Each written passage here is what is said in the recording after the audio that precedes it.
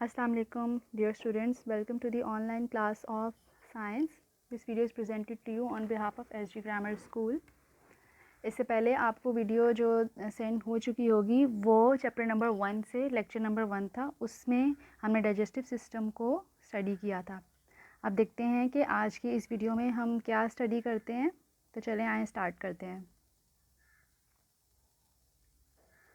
आज हम पढ़ेंगे डाइजेस्टिव सिस्टम में एब्जॉर्प्शन प्रोसेस को और डाइजेस्टिव सिस्टम के साथ क्या प्रॉब्लम्स हो सकती हैं। हमारे डाइजेस्टिव सिस्टम में इस तरह की ऐसी प्रॉब्लम्स जिसके नतीजे में हमें मुख्तलिफ़ बीमारियां हो जाती हैं, डिजीज़ हो जाती हैं, तो वो किस तरह से होती हैं उसको हम स्टडी करेंगे। सबसे पहले एब्जॉर्प्शन प्रोसेस को डिस्कस कर लेते हैं। एब्जॉर्प्शन प्रोसेस में लार्जर मॉलिक्यूल्स को स्मॉलर मॉलिक्यूल्स में चेंज हो जाते हैं with the help of enzymes. Enzymes एक स्पेशल तरह के अमीनो एसिड से बने हुए होते हैं। ये क्या करते हैं, ये हमारे फूड में, जो हम फूड में खाना खाते हैं, उसमें कुछ ऐसे मॉलिक्यूल्स होते हैं जो बिगर होते हैं, जो कि ब्लड में ट्रांसपोर्ट नहीं हो सकते हैं। जैसे कि अगर हम रोटी खाते हैं तो रोटी जब हम खाते हैं तो उसके मॉलिक्यूल्स का साइज़ बड़ा होता है, वो ब्लड में एब्जॉर्ब नहीं हो सकता है। जैसे स्टार्च होता है कार्बोहाइड्रेट में, तो वो ब्लड में ट्रांसपोर्ट नहीं होगा। स्टार्च को पहले कन्वर्ट होना होगा छोटे मॉलिक्यूल्स में, जैसे कि ग्लूकोज है। तो ये किसके थ्रू ये कन्वर्ट होगा, ये एक एंजाइम के थ्रू कन्वर्ट हो जाएगा, जिसको कहा जाता है कार्बोहाइड्रेज एंजाइम। कार्बोहाइड्रेज एंजाइम्स का क्या फंक्शन है? कार्बोहाइड्रेज एंजाइम्स स्टार्च को चेंज कर देते हैं। स्टार्च बड़े मॉलिक्यूल्स हैं, इनको चेंज कर देते हैं ग्लूकोज में। इसी तरीके से प्रोटीन्स किसके अंदर मौजूद होते हैं? ऐसा जैसे कि मीट है, फ़िश है, इसके अंदर प्रोटीन होता है। तो जब हम प्रोटीन का इंटेक करते हैं तो प्रोटीन के मॉलिक्यूल्स क्योंकि बिगर होते हैं, तो वो स्मॉलर मॉलिक्यूल्स में किसके थ्रू चेंज होंगे? प्रोटीएज एंजाइम के थ्रू। इसके बाद अगर हम ऐसा फूड लेते हैं जिसके अंदर फैट्स होगा, तो फैट्स के मॉलिक्यूल्स बड़े होते हैं, वो smaller molecules fatty acid and glycerol में चेंज हो जाते हैं। और किसके थ्रू चेंज होते हैं? लाइपेज एंजाइम के थ्रू। हर एंजाइम अपने ही लार्जर मॉलिक्यूल पे एक्ट करेगा और उसको स्मॉलर मॉलिक्यूल में कन्वर्ट कर देगा। लाइपेज एंजाइम प्रोटीन मॉलिक्यूल्स पर रिएक्शन नहीं करेगा। इसी तरीके से प्रोटीएज एंजाइम स्टार्च पर रिएक्ट नहीं करेगा।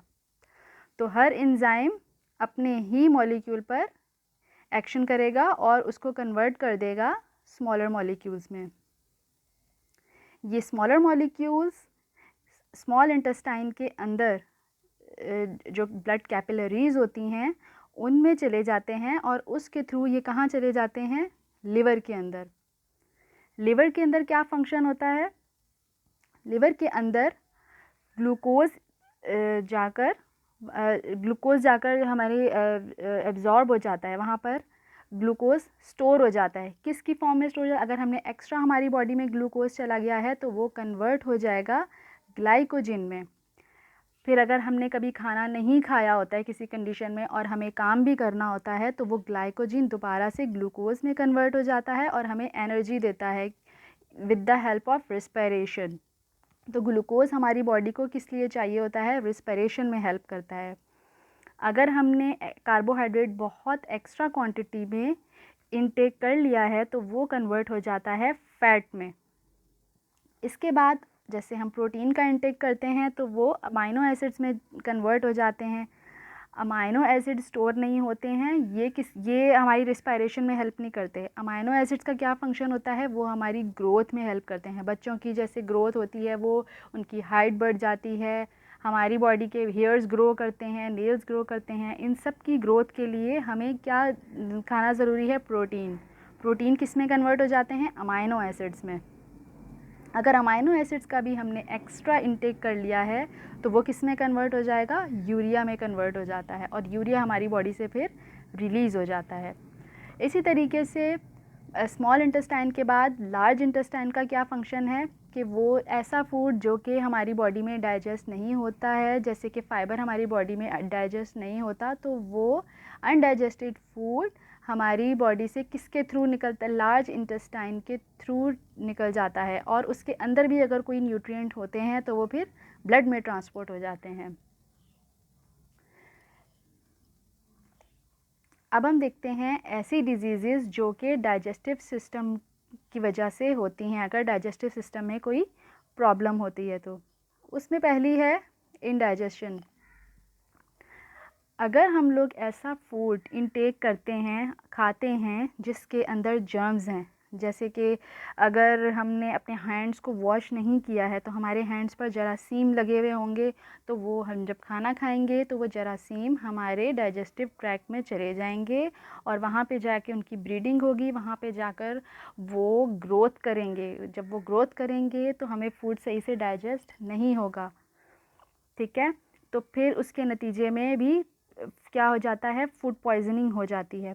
इनडाइजेशन का क्या मतलब है? इनडाइजेशन का मतलब ये है कि जब हम फूड को सही तरीके से च्यू नहीं करते, सही तरीके से चबाते नहीं हैं और जल्दी जल्दी खाना खाते हैं, तो हमारा स्टमक जो है उसको एक्स्ट्रा वर्क करना पड़ता है। मैंने आपको पहले बताया है कि जैसे स्टमक में जब भी हम कोई खाना खाते हैं तो वो गैस्ट्रिक जूस रिलीज़ करता है। जब हम बहुत ज़्यादा खाना खाते हैं तो स्टमक बहुत ज़्यादा गैस्ट्रिक जूस प्रोड्यूस करता है। जब वो बहुत ज़्यादा गैस्ट्रिक जूस प्रोड्यूस करेगा, जिसके नतीजे में एसिड निकलेगा, वो एसिड जो है वो क्या करेगा, हमारे स्टमक की वॉल्स को डिस्ट्रॉय करेगा, जिसकी वजह से हमें अल्सर का प्रॉब्लम हो जाएगा। अल्सर का प्रॉब्लम कब होता है? जब एसिड बहुत ज़्यादा रिलीज़ होता है। इसकी वजह से हमें तेज़ाबियत हो जाती है, हमें जलन होती है पेट में, और हम जब भी कोई मिर्चों वाला खाना खाते हैं तो हमें बहुत ज़्यादा जलन होती है, हमें उसको कहते हैं हार्ट बर्न की कंडीशन हो जाती है। तो खाना जब भी खाएं उसको अच्छे तरीके से चबाकर फिर खाएं ताकि इनडाइजेशन का प्रॉब्लम ना हो। इसके बाद जो प्रॉब्लम हो जाती है डाइजेस्टिव सिस्टम की वजह से वो है डायरिया। डायरिया कब होता है? हम इन्फेक्टेड जब फूड को इनटेक करते हैं, यानी कि ऐसा खाना हम खा लेते हैं जिसमें बहुत ज़्यादा जरासीम होते हैं, तो वो जरासीम हमारे डाइजेस्टिव सिस्टम के अंदर चले जाते हैं और वो ग्रो करते रहेंगे। जब वो बहुत ज़्यादा ग्रो करेंगे तो क्या हो जाएगा, हमारी बॉडी से वाइट ब्लड सेल्स उनको कुछ को तो डिस्ट्रॉय कर देते हैं, लेकिन जब वो डिस्ट्रॉय करते हैं तो जो हमने खाना खाया हुआ होता है वो हमारे डाइजेस्टिव सिस्टम से बिल्कुल लिक्विड की फॉर्म में, जैसे कहते हैं ना कि मोशन हो जाते हैं, इस तरह से वो सारा खाना निकल जाता है हमारी बॉडी से। और हमने जो पानी पिया हुआ होता है वो भी हमारी बॉडी से एक्सेस क्वांटिटी में सारा निकल जाता है।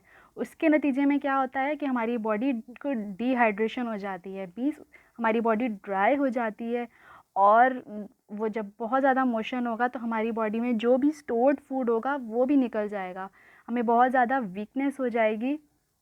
तो ये सब कुछ किसकी वजह से, और इस कंडीशन को कहा जाता है डायरिया। और ये किसकी वजह से हुआ है?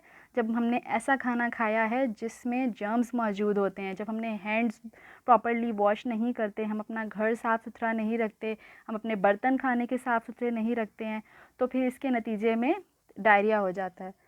डायरिया एक बहुत सीरियस डिज़ीज़ है। अगर बॉडी से एक्सेस क्वांटिटी में फूड जो है वो निकल गया और पानी निकल गया तो बॉडी को डिहाइड्रेशन हो जाएगी। इसके नतीजे में हमारी बॉडी में जो इम्पोर्टेंट मिनरल सॉल्ट्स होते हैं, वाइटामिन्स होते हैं, वो भी निकल जाते हैं।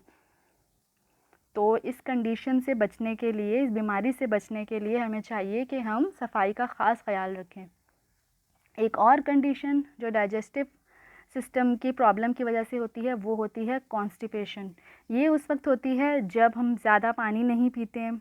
जब हम ज़्यादा पानी नहीं पिएंगे और ऐसी चीज़ें नहीं खाएंगे जिसमें फ़ाइबर हो, जैसे खीरा है और इस तरह से वेजिटेबल्स हैं, ये हम इस तरह की चीज़ें जब नहीं खाते हैं तो हमारा पेट सख्त हो जाता है, और हमारी बॉडी से जो अनडाइजेस्टिव फूड जिसने डिस्चार्ज होना होता है फीसिस के थ्रू, वो नहीं निकलता है सही से। तो इस कंडीशन को सही रखने के लिए हमें चाहिए कि हम ज़्यादा से ज़्यादा पानी पिएं। एक दिन में तकरीबन 3 लीटर पानी कम से कम पीना चाहिए, ताकि जो है हमें इस कंडीशन से हम बच सकें। तो ये डाइजेस्टिव सिस्टम की डिजीज़ हैं अगर डाइजेस्टिव सिस्टम में प्रॉब्लम्स हो जाएं। हमें चाहिए कि हम हेल्दी फूड खाएं ताकि हमारा डाइजेस्टिव सिस्टम सही रहे। अगर हम इस तरह से जंक फूड खाएंगे, पानी ज़्यादा नहीं पिएंगे और इन्फेक्टेड फूड खाएंगे तो हमें इस तरह की प्रॉब्लम्स को फेस करना होगा। अब हमने जो भी पीछे पढ़ा है उसको समराइज़ कर लेते हैं। सबसे पहले मैंने आपको बताया था कि डाइजेस्टिव सिस्टम में क्या होता है, एब्जॉर्प्शन के प्रोसेस में लार्जर मॉलिक्यूल्स कन्वर्ट हो जाते हैं स्मॉलर मॉलिक्यूल्स में। Then the small molecules of the digested food are absorbed into the bloodstream. Indigestion is caused by eating food too quickly and not chewing it enough. Diarrhea results from germs getting into the food. Diarrhoea कब होगा? जब हम germs वाला food जो है वो खा लेंगे। Constipation is caused by not eating enough fiber, not drinking enough water and other liquids, और not going to the laboratory at the usual time. तो हमें इन चीज़ों से तो हमें बहुत अच्छा फूड खाना है, साफ़ सुथरा फूड खाना है, हेल्दी फूड खाना है जिसमें कार्बोहाइड्रेट्स, प्रोटीन्स, फैट्स की क्वांटिटी हो, मिनरल्स, विटामिन्स भी मौजूद हों जिस फूड में, और पानी भी पीना है, सफाई का ख़ास ख्याल रखना है, तो हम डाइजेस्टिव सिस्टम की प्रॉब्लम से बचे रहेंगे। अच्छा, अब आपके लिए होमवर्क है कि आपको ह्यूमन डाइजेस्टिव सिस्टम की डायग्राम की प्रैक्टिस करनी है जो कि आपके चैप्टर में पेज नंबर 3 पर बनी हुई है, उसकी आप प्रैक्टिस करें। उसके बाद आपको जो फूड ग्रुप्स शुरू में बताए गए थे, carbohydrates, proteins, fats, minerals and vitamins, इनके बारे में आपको बताना है कि ये फूड ग्रुप्स हैं और इनका क्या फंक्शन है, और इस name 3 ingredients which are broken down during digestion and say what they are broken down into, जो कि आज के लेक्चर में इनके बारे में बताया गया है। 3 न्यूट्रिएंट्स कौन से हैं वो मैंने आपको बिल्कुल शुरू में बताया था, तो उसके बारे में आप बताएंगे। अच्छा बच्चों, आई होप कि आपको आज का लेक्चर अच्छे तरीके से समझ में आ गया होगा। अगर इसमें कोई भी पॉइंट आपको समझ में नहीं आएगा तो वो आपने अपने पास नोट कर लेना है। इस वीडियो को 1 से 2 दफ़ा देखना है ताकि आपको सारे पॉइंट्स अच्छे तरीके से क्लियर हो जाएं। अपनी बुक की भी रीडिंग करनी है, चैप्टर नंबर 1 की अच्छे तरीके से आप उसको रीडिंग करें, उसको समझें। Keep learning at home in this condition. और कोई भी अगर पॉइंट समझ में नहीं आया उसको नोट डाउन कर लें और वो लाइव सेशन में क्लियर हो जाएगा। Okay, take care yourself. Thank you very much. अल्लाह हाफिज़।